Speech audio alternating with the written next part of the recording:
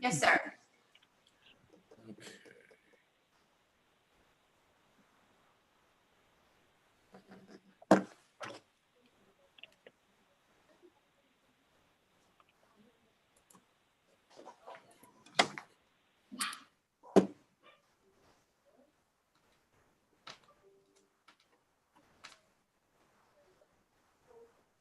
All right, and we are live on YouTube. This is BC 19-09759 Tammy Robinson versus Mobile Mini Incorporated.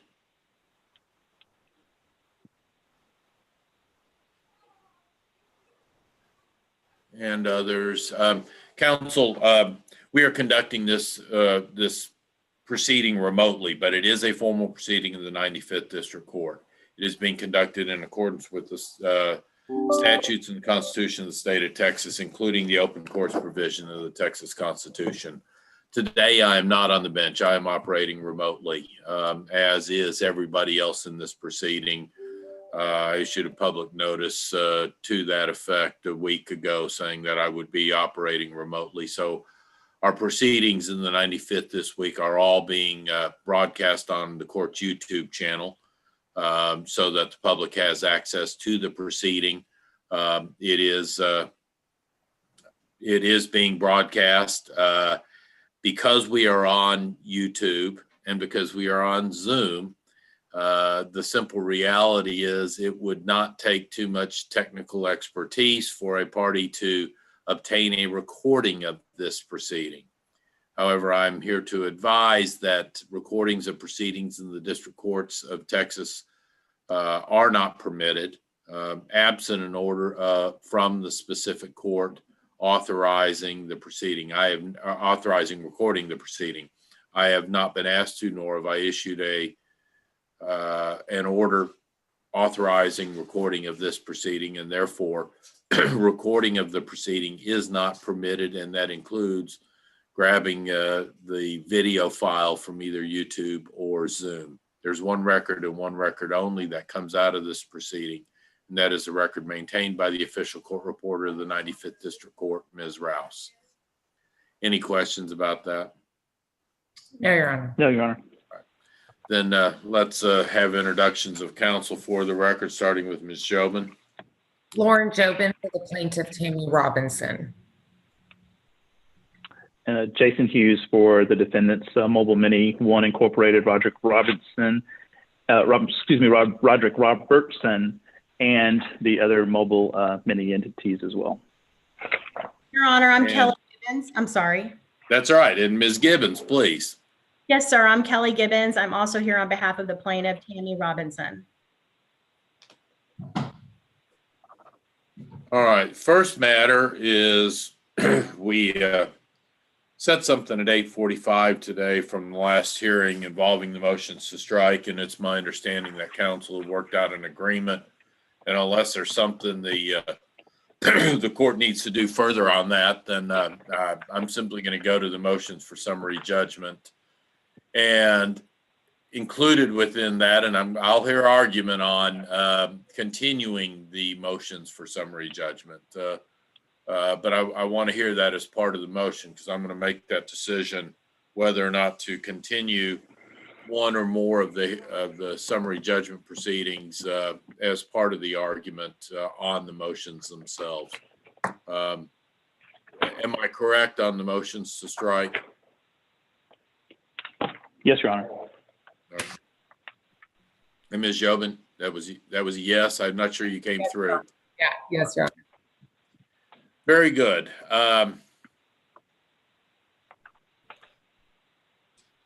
Raised by Mr. Hughes in a reply to plaintiff's response to the motion for summary judgment was a question whether or not plaintiff has responded to the summary judgment motions of Mobile Mini One Incorporated and Mobile Mini Pump and Tank. Is there a response to that motion? Yes, Your Honor, it was timely filed. It's on the court's website. It was filed on the 25th, so 7 days prior to this hearing. Mr. Hughes, what were you referring to? That was in the footnote on that. I think that was maybe placed in reference to when the motion was initially filed, that responding back to October the 30th when it was initially filed. And I'm not going to argue or that point as far as the that briefing is concerned, so much as I'll argue the merits of Mobile Mini One Incorporated and Mobile Mini Tank and Pump Solutions, no evidence in traditional motions for summary judgment, because I think the motion should be granted on their merits rather than some of the procedural error anyway. Let's go straight to that. And I mean, sure, certainly. Let's start with Mobile Mini One and Mobile Mini Pump and Tank Solutions motion for summary judgment. And if I didn't say that right, One and Pump and Tank. Is there any, why are they in this suit, Ms. Jobin? I mean, it doesn't look like, it looks like Mobile Mini Incorporated has conceded, unless I'm missing something, that the driver was in fact their employee in the course and scope of his employment, and that they own the truck. I haven't been involved in all the discovery, but is that what is the case here? Well, Your Honor, the situation is that all of these entities have the same address, okay? And this driver was driving with the DOT number of Mobile Mini One Inc. on the side, one number off. So, and then I added that person to the lawsuit, Randall Vickers, and he's this guy out of Florida that has no relationship with Mobile Mini whatsoever, Judge. No, had no idea they were operating under his DOT authority, but it looks like, and their argument is that's one number off from Mobile Mini One Inc.'s DOT number. So that's where that's coming from, why they're in. And the driver, when I deposed him, doesn't really know, because he's like, well, I drove it for a year, maybe the year before that, 6 months after.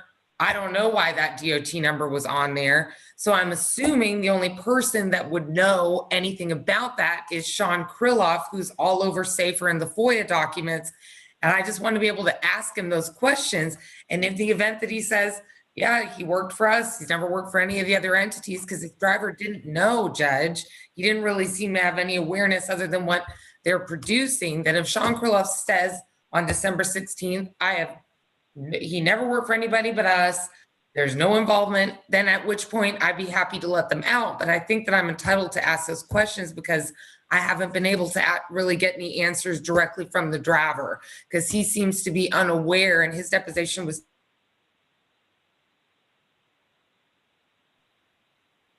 taken last month or October is on there, which would arguably be Mobile Mini One Inc.'s number. Now, Mobile Mini Tank Pump and Solutions.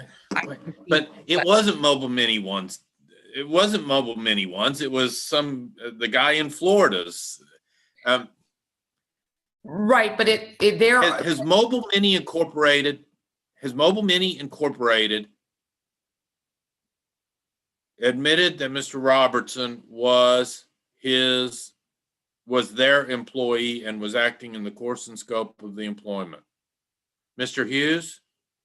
Yes, it's in our briefing specifically, and that kind of goes to the arguments that we'll discuss in a second with Mobile Mini. It's clear that Mobile Mini Incorporated has admitted that he was in course and scope and owned the truck. Don't go there. A simple question: Have they admitted he was their employee acting in the course and scope of employment? Yes, sir. Ms. Jobin, have they? Yes, Your Honor. Has Mobile Mini Incorporated admitted that it was the owner of the truck? Mr. Hughes? Yes, Your Honor. Ms. Jobin? Yes, Your Honor. Then what's the basis for holding on to Mobile Mini 1 and Mobile Mini Pump and Tank Solutions? Because, Your Honor, I understand that you're saying the DOT number on the side belonged to the guy out of Florida, but their argument is it was in trying to force me to let that guy out but it's only one number off from our Mobile Mini 1 Inc. DOT number.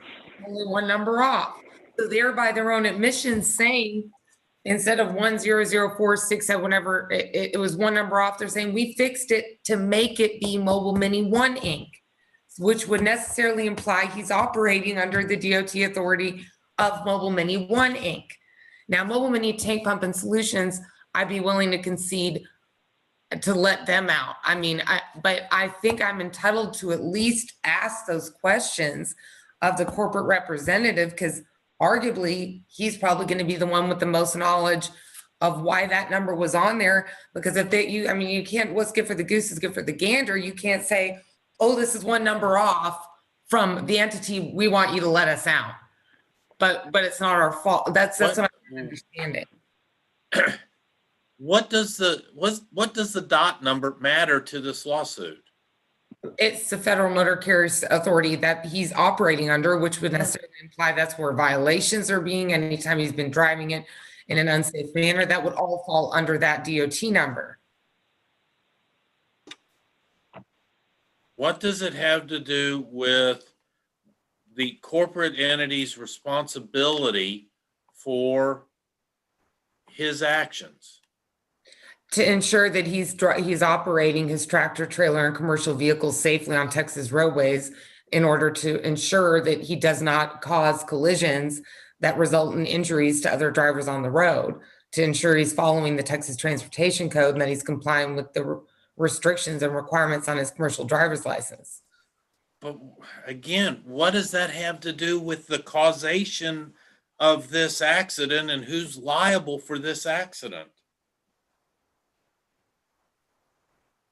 I guess respectfully, I don't see how you can remove that. I mean, if he's operating with a DOT number that's not even related to the company, then there could be a number of violations, including, and I know we're limiting just to this specific motion, but there has been testimony where he's had violations that clearly indicate that there were more of them, but I don't have documentation of that. Maybe Mobile Mini 1 has documentation of that. The only documents I have are from Mobile Mini. So, and it's clear that these documents are incomplete. So by letting them out and me not having an opportunity to at least ask Dr. Kirilloff, look, this document here that I attached to my MSJ response, it's clear there's prior documents, Your Honor. Are those maybe with Mobile Mini 1? Is that where those documents are? Because this is pursuant to an order compelling the production of documents, and there's clearly missing documentation. So either counsel's just not producing what the court said to produce, or maybe it's with these other entities. I don't know. And I just would like the opportunity to ask those questions. And in the event that there's nothing there, I will happily non-suit after I take his deposition on the 16th of this month, in 14 days. May I respond, Your Honor? You may. Counsel has not propounded one shred of written discovery to Mobile Mini 1 Incorporated or Mobile Mini Tank and Pump Solutions Incorporated to inquire about any particular documents that she may be referring to at this point. Not one. And of course, fact witness discovery and the written discovery is closed, at this point. And I think you're right on the money with the fact that there's just no way or no reason one misprint of a DOT number should have Mobile Mini 1 in the suit in any shape, form, or fashion when Mobile Mini has already admitted that they were the employer and he was working in course and scope and they own the vehicle, and they're, therefore any vicarious liability would be on them.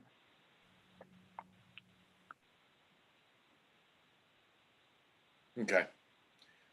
I'm going to grant the motion for summary judgment as to 1 and Pump and Tank Solutions. Ms. Jobin, I am not going to sever that to make it a final judgment. You may get a chance on the 14th or the 16th, whatever it is, to depose that gentleman, and if something comes of it, then that somehow suggests that Mobile Mini 1 or Mobile Mini Pump and Tank Solutions, in fact, are the employer and or the owner of the vehicle, then you can bring that back to court and we can reconsider this. You won't have a 30-day clock ticking on it. Okay, thank you, Judge. So we're clear. So I'm allowed to inquire at least as to those issues during the deposition. Well, I'm not going to say whether you're allowed to inquire. It sounds like you're deposing him. So it sounds like you're deposing him. So because no matter what we do, we're not getting rid of this case, and Mobile Mini 1 is still, no, strike that. Even if I grant motion for summary judgment on Mobile Mini here in a minute, which we haven't even heard, it's only a partial motion for summary judgment, right, Mr. Hughes? That is correct, Your Honor. All right. So I assume you're going to go into the employment file of him, whether or not I grant the motion for summary judgment of Mobile Mini, right? Ms. Jobin? Yes, Your Honor. All right. Okay.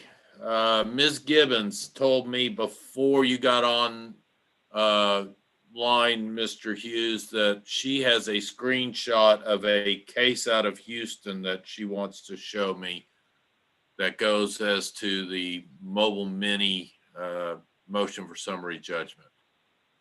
I do, Your Honor. I am going to attempt to share screen. I will advise the court that we appellate lawyers don't frequently do a share screen, so please bear with me. I hope that I execute this correctly. I did practice. So one moment. She did practice because share screening is just kind of a nightmare.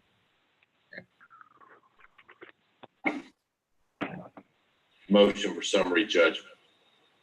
I do, Your Honor. I am going to attempt to share screen. I will advise the court that we appellate lawyers don't frequently do a share screen, so please bear with me. I hope that I execute this correctly. I did practice. So one moment. I think the YouTube She is did echoing. practice because Can you share hold- screening is just kind of a nightmare. just, can you give me a second? I don't know why that started doing that. Motion for summary judgment. What? I do, Your Honor. I am going to attempt to share screen. I will advise the court that we appellate lawyers don't frequently do it. I don't know why that started doing that. Sorry, when she shared the screen, it unmuted it somehow. That was odd. So it was playing the Yeah, playing the YouTube. I was trying to figure out what was going on. Yeah, it started playing it unmuted it somehow. All right. I have before me a few pages from what appears to be an appellate opinion.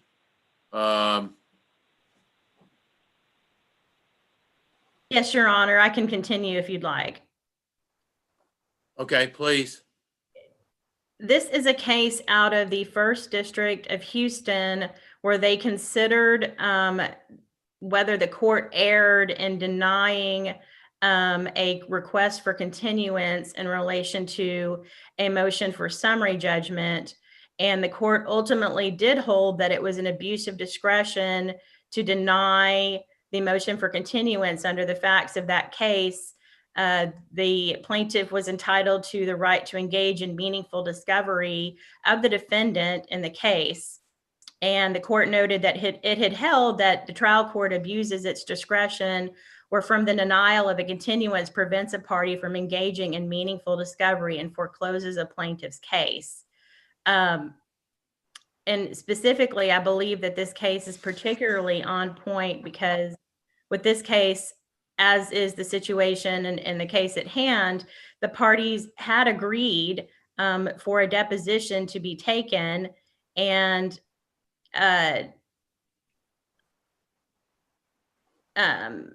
the court gave weight to the fact that the parties had already agreed to take this deposition, that this deposition was material, and that due diligence had been exercised, as is the case in the case at bar with regard to obtaining the deposition. And so ultimately, the court held that it was an abuse of discretion for the trial court to have denied the motion for continuance. And again, that the plaintiff was entitled to engage in meaningful discovery of the defendant in that particular case. Find that it's applicable to the situation. Ms. Gibbons, I'm gonna laugh at that. I really don't need a non-binding on this court appellate opinion out of Houston that says under the facts of that case, it was an abuse of discretion to deny a continuance to somehow guide my thought process on this. I mean, I see, honestly, I see 14 months of discovery, and I've read Mr. Hughes' response as to when Mr. Roderick was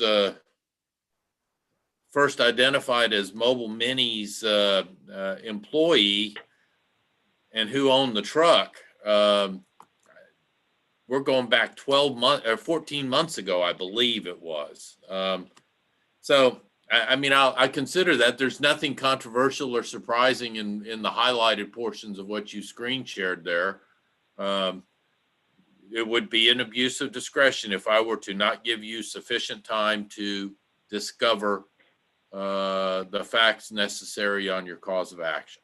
That is absolutely my understanding of the state of the law today.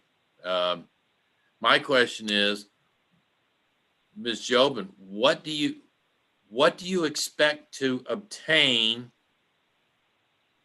through additional discovery on the issues of whether or not the driver was an unlicensed or incompetent driver, or who had sufficiently deficient training such that all of that arose to the level of conscious disregard for the rights, welfare, and safety of others to put him on the street, because that's really what it amounts to. Right. And Your Honor, Defendant Robertson testified he has never violated my safety rules in 17 years of working there. He provided that testimony, right? All right. I showed him, which is an exhibit to my response, that he was given a final written warning for driving in a prohibited lane, which is the exact same thing that occurred here, and that he was disqualified from receiving the safety bonus. We hope this is the last time we have to address these safety issues. If there's any future violations of our accident and DOT violation policies, you have to report this. I'm sorry, ma'am, you're cutting out. You are breaking up. Okay. And I've read what he was disqualified in 2012 from receiving a safety bonus for 1 quarter. What do you expect to learn in further discovery about him being so unlicensed, unqualified, or untrained that it was grossly negligent to put him on the road? Judge, their own policies that I need to talk to Sean Krilliff about have several levels by which they have to go to where they get to this level. There's stages, like he didn't know anything about the policies. He said they change all the time. I'm completely unaware of that. So I don't know what I'm sure there's other written warnings. They just haven't been produced to me. I'm sure that there are. And he's driving in a lane designated for traffic to go the opposite direction that's on the dash cam, which is grossly negligent.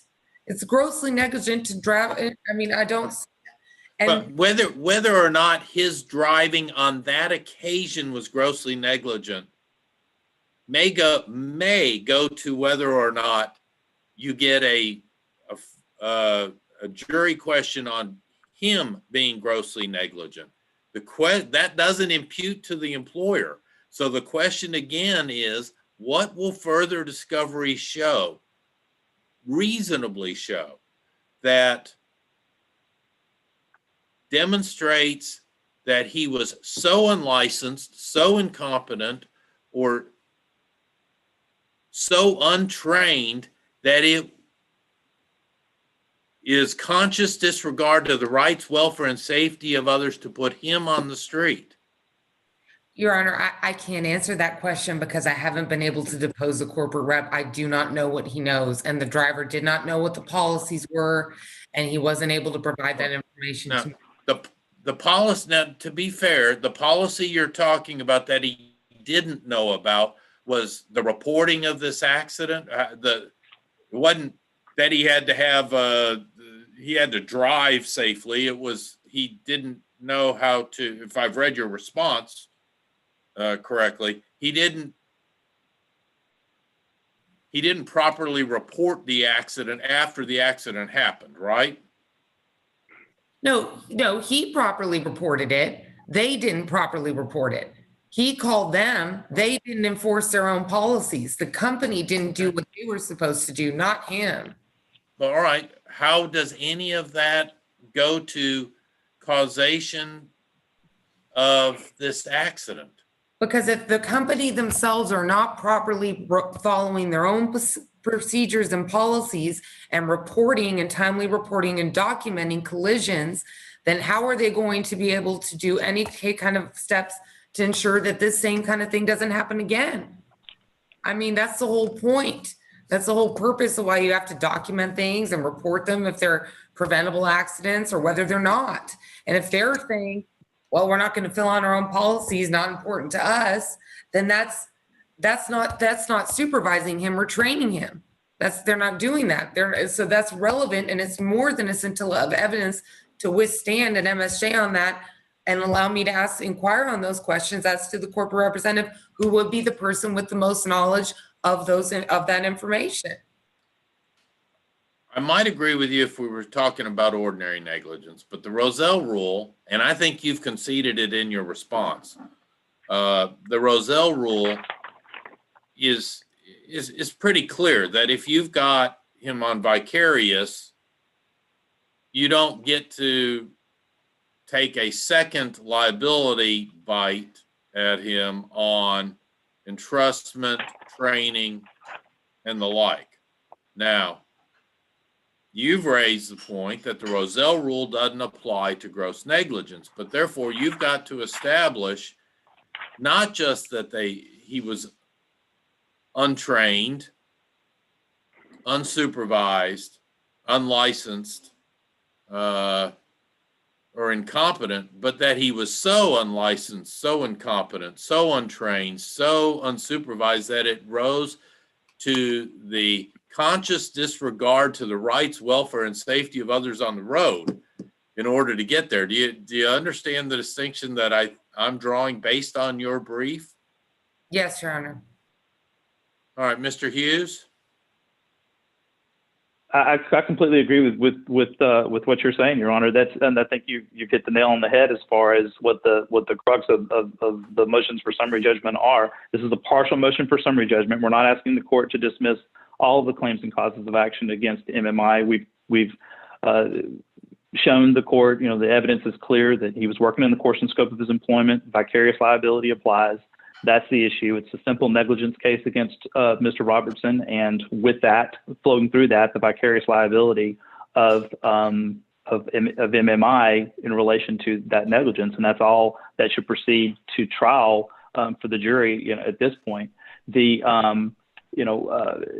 I'm all about conducting as much discovery as necessary. There's nothing to hide here. We're not hiding behind the 8 ball. I agree with the concept that, issues should be decided not on what's concealed, but what's revealed. But the fact of the matter is we're on the January 4th, 2021 trial docket, and this motion for summary judgment was filed in conjunction with the docket control order, which specifically states that all MSJs have to be filed and heard 30 days before trial. So, and it's December 2nd. That's 2 days away. I mean, we couldn't have waited to file, or have this MSJ heard any later. But that aside, I think our briefing is pretty clear in both the reply and the initial motion for summary judgment. And I'm not going to belabor the point. It's clear that you're familiar and have read all of the briefing, but there's both no evidence to show that MMI, that Mr. Robertson was not properly licensed. He was, that he was not incompetent or reckless. I think the record or the dispute was over one traffic ticket that he had in 2012. And the briefing is clear that that's grossly inadequate to show any prior incompetence or reckless. So there's nothing that MMI should have known or knew that he was incompetent or reckless. So the negligent entrustment claim fails on 2 elements of negligent entrustment, both under the no evidence and traditional summary judgment standard, irrespective of the Roselle rule.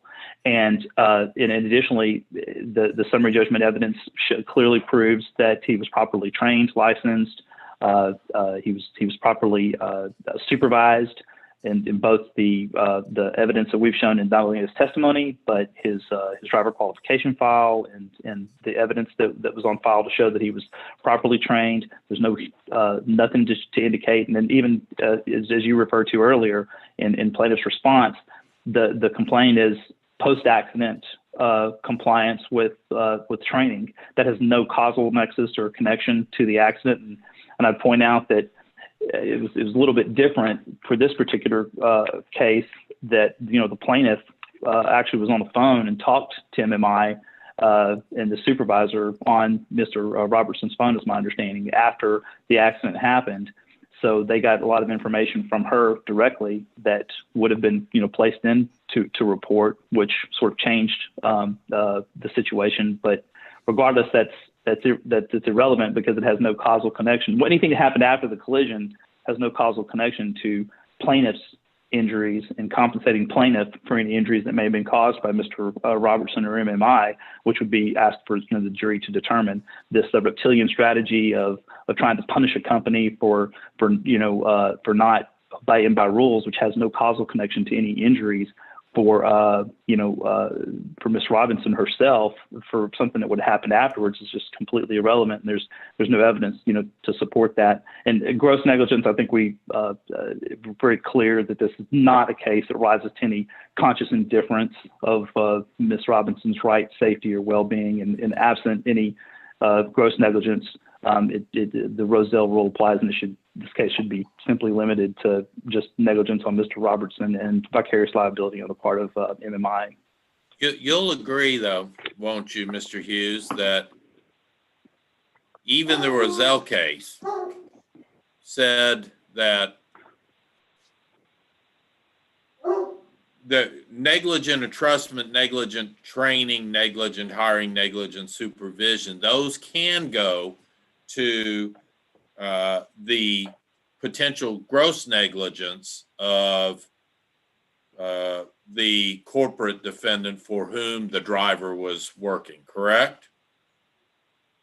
That's my understanding of what the Roselle case says. Yes, sir. Which is why they said that the way Judge Ray submitted the charge was correct. The bus company wasn't on the percentage line for determining regular negligence, but in question 5, they asked about training and supervision and whether or not they were negligent, and then that went as to gross negligence. Yes, that sir. was all right. What is the harm?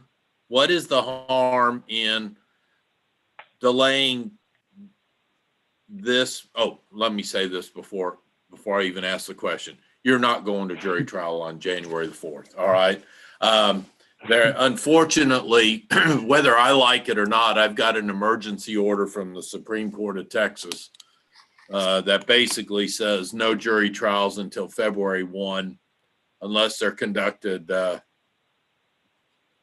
with a whole bunch of conditions that just isn't going to happen. So you're not going to trial January the 4th. So given that, what's the harm in holding off on the summary judgment until this deposition, which is going to happen anyways? There's no harm. Again, like I said a second ago, the urgency in having the hearing now was to be in compliance with the DCO and the January 4th trial setting. But we don't see where any evidence from the corporate representative deposition that's already scheduled is going to change anything from our perspective. Okay. December 16 is when that deposition is? Yes, sir. Yes, sir.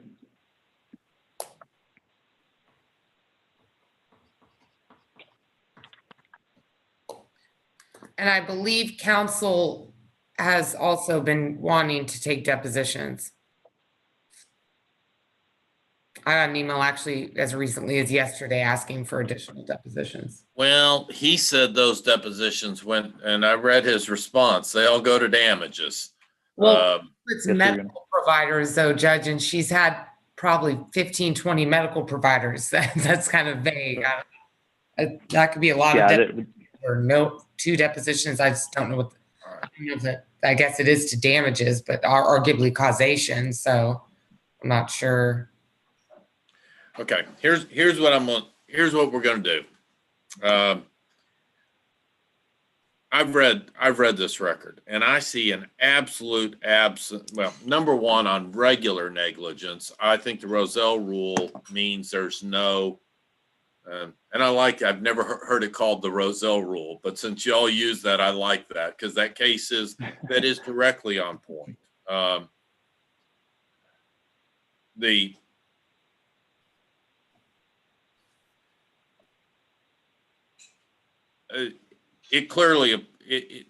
analysis clearly applies here, and as to regular negligence, you're not going to get a separate finding that if you get Mr. Robertson on the liability line, you're not also going to get Mobile Mini on the liability, whose negligence, if any, proximately caused the occurrence in question.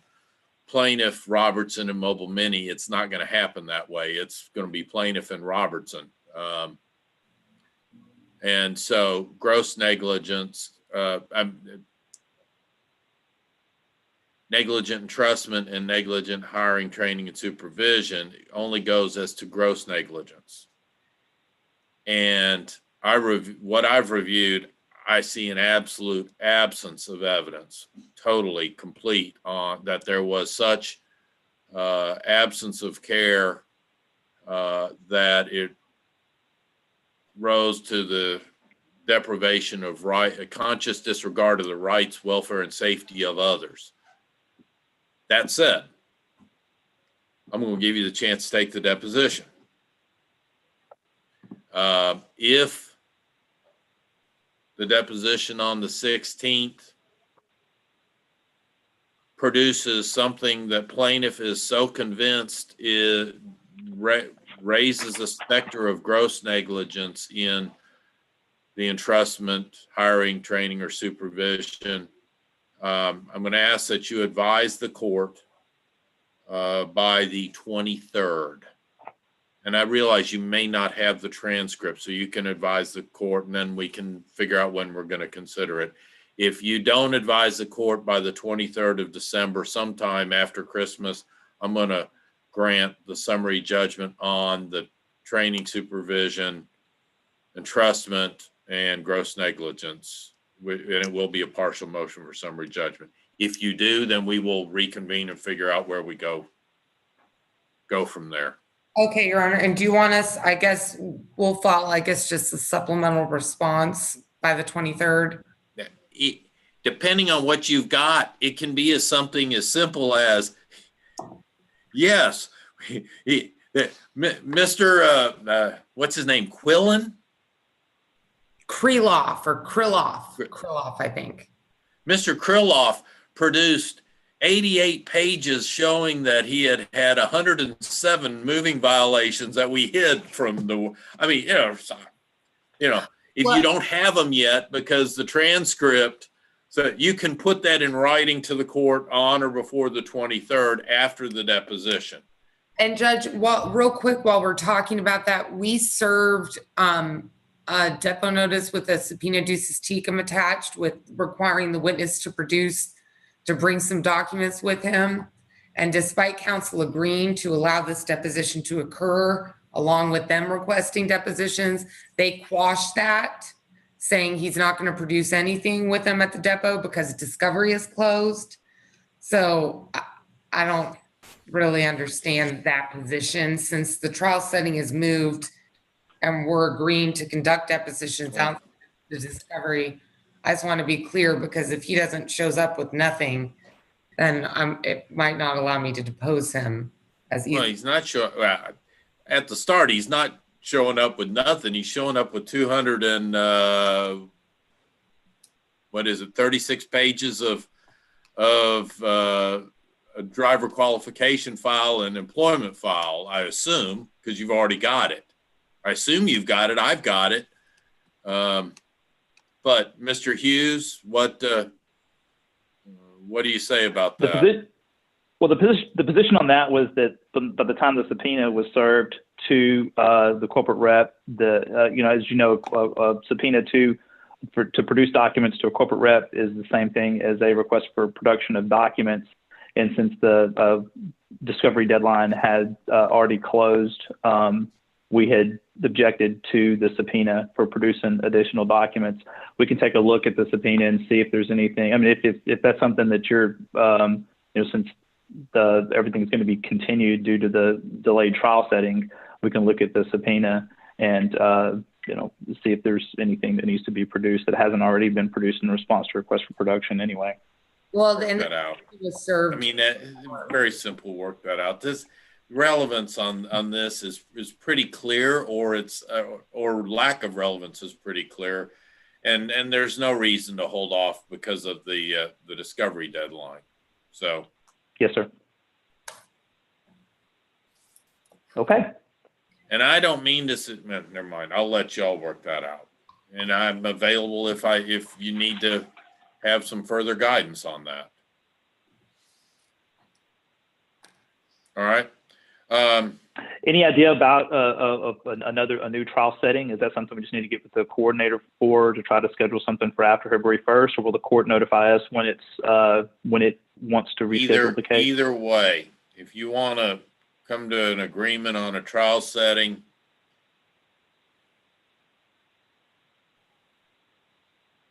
I mean, I don't like it. I don't like any of this. All right, this absence of jury trials is driving me crazy. But my hands are tied. My guess, and that's a guess, is that we're not likely to have full-blown, regular, consistent jury trials any earlier than April. Yeah, Judge We Hoffman. may have some random ones, but just like Judge Hoffman tried that virtual jury trial about 2 weeks ago, where it was completely virtual. The jury never set foot anywhere out of their own homes. So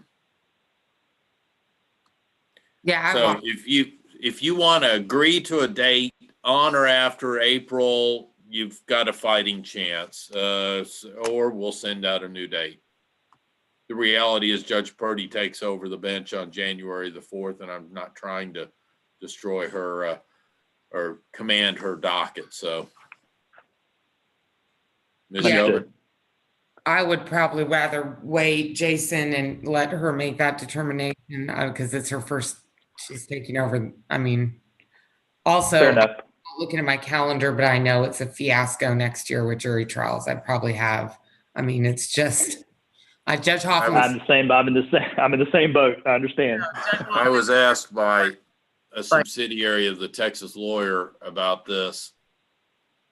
And I said, all I can say is it's going to require all hands on deck. And that includes visiting judges,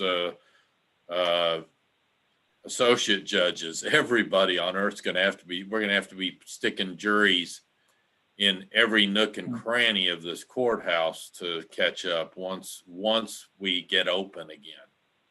I mean, it's, Mhm.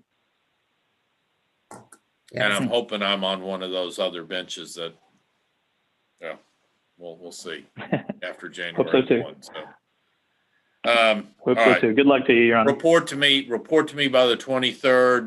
Mr. Hughes, please submit if you haven't done. No, you have. You've submitted a proposed order on.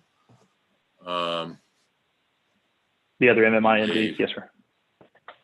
And then if y'all want to submit something in writing on the motion to strike, just well, feel free to or not. That's your choice. So let y'all run your case however you wish on that. So. Your Honor, we'll submit a revised order on as to the continuance and the particulars of that, your rulings on that. Okay. Very good. All right. All right. Thank you, Your Honor. Thank you. Thank you so much, Your All Honor. right. It was good talking to you. Have a good Talking to holiday. You the Okay. same. Bye. Y'all are excused. Thank you. Thank you, sir. All right, Dina. Yes, sir. Go ahead and